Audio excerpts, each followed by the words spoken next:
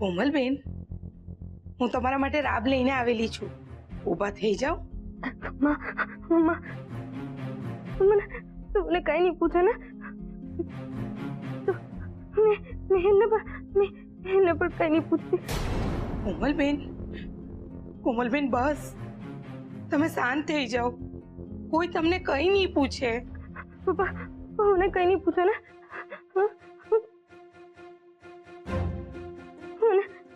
पापा ने बहुत लगे. બસ બેન બસ, તમે જરા પણ ટેન્શન નહીં લો. અમે બધા મોટા એટલે સમજાવું ને. पापा ने समझाવીશ ને. હા બેન, મોટા હેઠ તમારા પર ગુસ્સે નહીં થાય. બસ તમે આરામ કરો કોમલબેન, આરામ કરો. અને સમજા.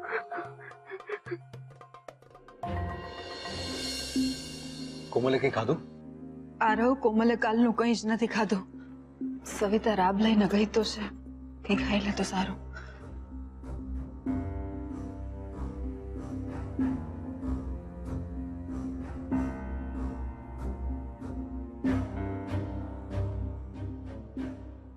સવિતા, શું થયું? તું રડે છે કેમ? કોમલની તબિયત તો સારી છે ને? કંઈક બોલ તો ખરી, થયું શું? મોટી બેન, મારાથી કોમલબેનની આવી હાલત નહીં જોવાય. તમે એમનો ચહેરો જોયો? કેવો પીકો પડી ગયેલો છે. મોટી બેન, કઈ કરો, તમે કઈ કરો. હા, સવિતાબેન સાચું કહે છે. આ મીઠાના પાણીના પોતા મૂકવાથી કશું નહીં થાય. આપણે ડોક્ટરને બોલાવવા જ પડશે.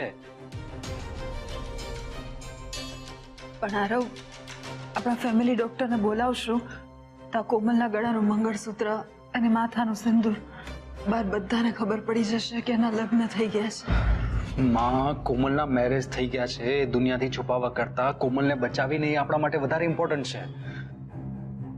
તારી વાત સાચી છે આરવ. માં, આપણે એક કામ કરીએ. આપણે છે ને આપણા ફેમિલી ડોક્ટર નથી બોલાવતા. મારો એક ફ્રેન્ડ છે, એની બેન છે ને એ ડોક્ટર છે, તો આપણે એને બોલાવીએ. મારી પાસે નંબર પણ છે એનો. Doctor Joshi. Yes. Hello doctor Joshi, હું તમારો બ્રધર છે ને રોહન, એનો ફ્રેન્ડ બોલું છું, આરવ. હા,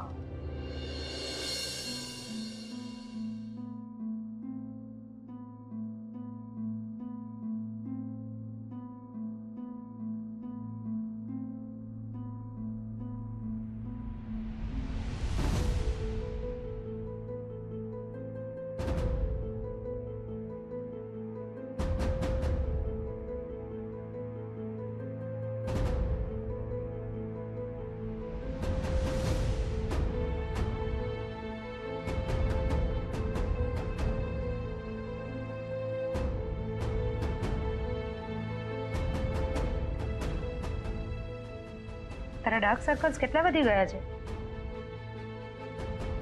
રાત્રે બરાબર સૂતી નથી? ના, મને રાત્રે ઊંઘ નથી આવતી. ડોન્ટ વરી, તને ઇન્જેક્શન આપી દઉં છું એટલે તને બરાબર ઊંઘ આવી જશે.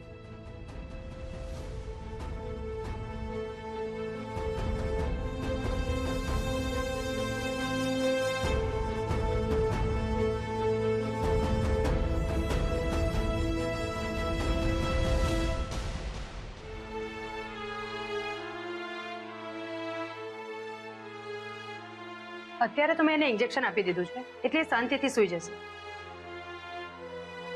પણ હા, એ ઉઠે એટલે એને થોડું જમાડી લેજો, નહીં તો સૂપ આપી દેજો અને મેડિસિન આપી દેજો. ડોક્ટર, કઈ ટેન્શન જેવી વાત નથી ને? અત્યારે તો કોઈ ટેન્શન જેવું લાગતું નથી.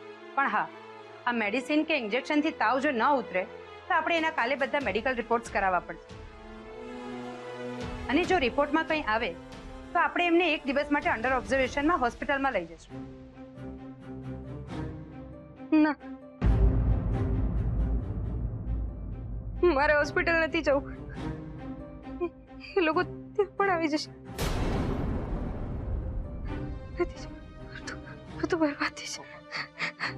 પપ્પાને સમજાવતો.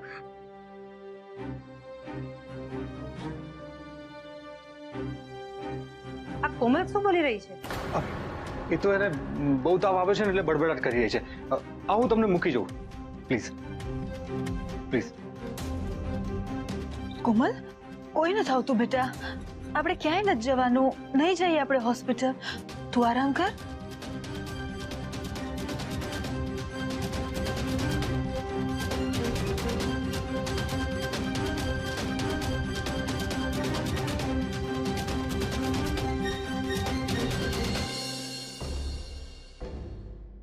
સોરી ટુ આસ્ક, બટ કોમલ કોનાથી ડરી રહી છે? અને એનો તાવ આ નોર્મલ નથી લાગતો.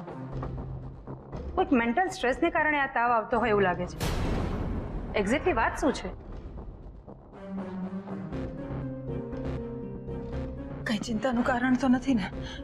મને લાગે છે કે કોમલે કોઈ ખરાબ સપનું જોયું છે જેના કારણે ડરી ગઈ છે. એ જે પણ હોય, પણ જ્યાં સુધી એના મગજમાંથી આ સપનામાં જોયેલી ઘટના કે પછી કોઈ પણ તાણ દૂર નહીં થાય ત્યાં સુધી એને આ તાવ નહીં ઉતરે. એટલે ધ્યાન રાખજો કે જે પણ કંઈ હોય જલ્દીથી મેટર સોલ્વ કરી દેજો.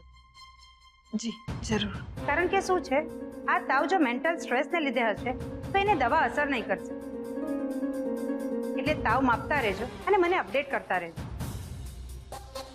Okay, thank you doctor.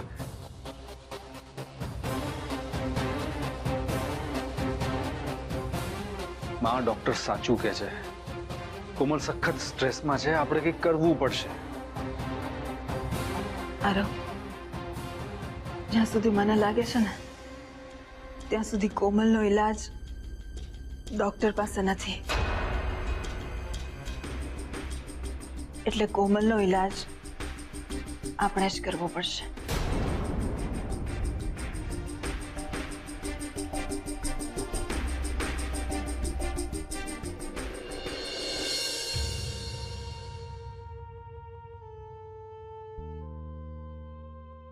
બેટા,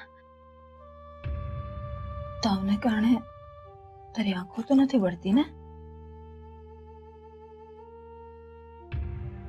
માં પ્લીઝ હાથ ફેરવ્યા કર ને, સારું લાગે છે.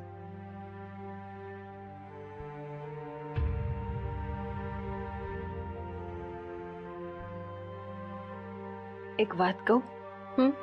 તને આમ શેની ચિંતા, કોનો ડર છે એ તો અમને નથી ખબર અને મારે જાણવું પણ નથી.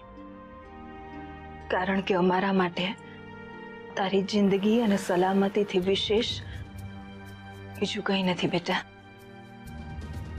એટલે જો તું હા પાડે તો તને આ ચિંતા અને ડરમાંથી બહાર કાઢવા માટે મને એક રસ્તો સૂઝે છે. કયો રસ્તો મમ્મા? દીકરા, તું જે રીતે કહી રહી હતી ને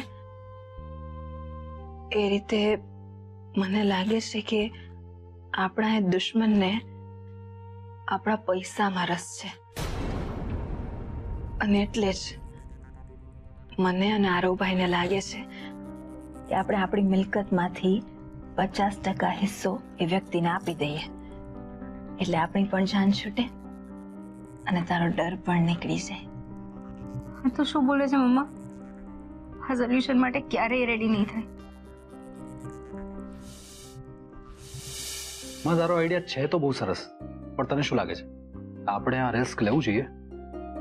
જેમ ધંધામાં નફો કમાવા માટે અમુક જોખમ ઉઠાવવા પડે ને, એમ પરિવારના હિત માટે પણ આ પ્રકારના નિર્ણય લેવા પડે. હા, પણ આપણે પપ્પાને પૂછ્યા વગર આ ડિસિઝન લઈ રહ્યા છીએ અને પછી ન કરે નારાયણને કંઈ ઊંધું થયું તો? અરે માં, તું કેમ હસી રહી છે?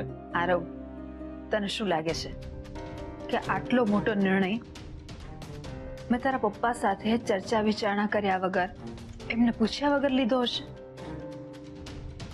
મેં જ્યારે બાબુ સાથે લગ્નના પ્રસ્તાવની વાત કરાવડાવી હતી ને ત્યારે પણ તારા પપ્પાની પરવાનગી લીધી હતી.